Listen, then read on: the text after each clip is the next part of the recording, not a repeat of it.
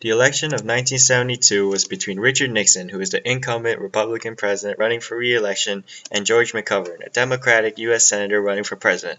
However, there was no significant third party in this race. At this time in the election, there were several small events happening within the country, such as there was an increase in inflation and unemployment, the military draft, the Watergate scandal, bombing of Hanoi, and the Vietnam War. So these events were pretty big. Whoops, my bad.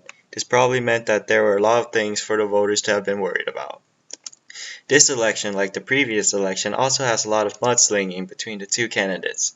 Nixon started off mudslinging from the beginning of the election, while McGovern only started mudslinging because of the post later on revealing he wasn't doing so well.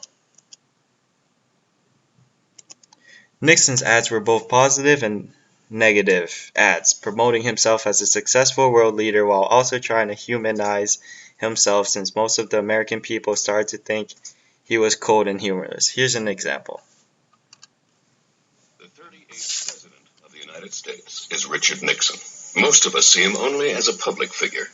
In this film, we can glimpse the private man at work and in his relaxed moments. The man so few people know.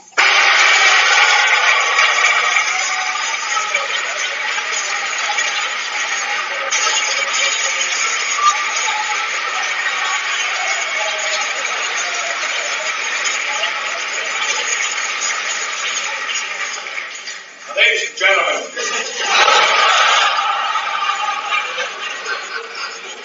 please don't go away. Duke was asking earlier if I would play, and I said I had never done so yet in the White House, but it did occur to me as I looked at the magnificent program prepared for us that one number was missing. You see, this is his birthday. Now, notice how Nixon is portrayed as a normal guy who likes to have fun and make people laugh. Here's an example of Nixon's negative ads about McGovern. The McGovern Defense Plan. He would cut the Marines by 1/3. The Air Force by 1/3. He'd cut Navy personnel by 1/4. He would cut interceptor planes by 1/2. The Navy fleet by 1/2. And carriers from 16 to 6. Senator Hubert Humphrey had this to say about the McGovern proposal. It isn't just cutting into the fat. It isn't just cutting into manpower. It's cutting into the very security of this country. President Nixon doesn't believe we should play games with our national security. He believes in a strong America, to negotiate for peace from strength.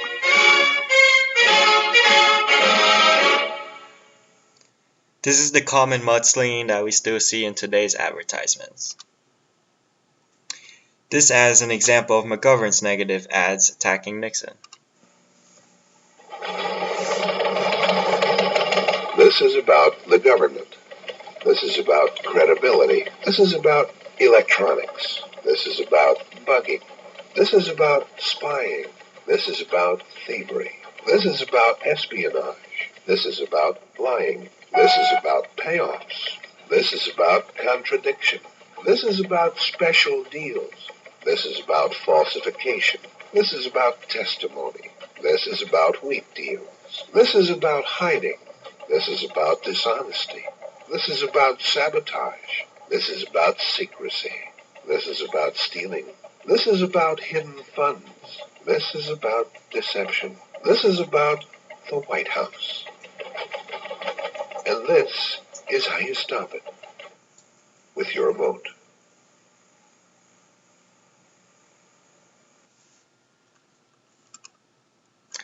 Don't worry, it's not another political ad. Just kidding.